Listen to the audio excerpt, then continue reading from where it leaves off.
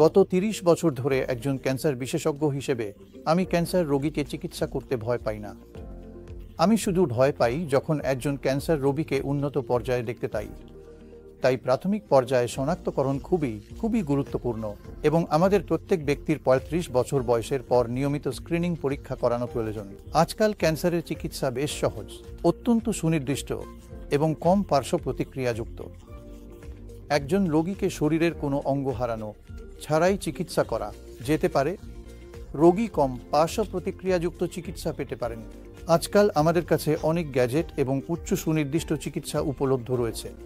আপনি যা বলবেন আমাদের কাছে তা আছে।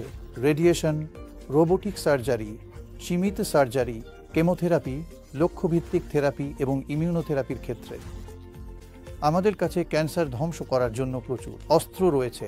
তাই আজকাল আমরা যে সমস্ত ক্যান্সার দেখি তার মধ্যে ৭০ থেকে ৮০% নিরাময় হচ্ছে।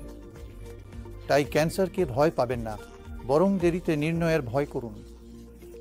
ক্যান্সার খুবই নিরাময়যোগ্য।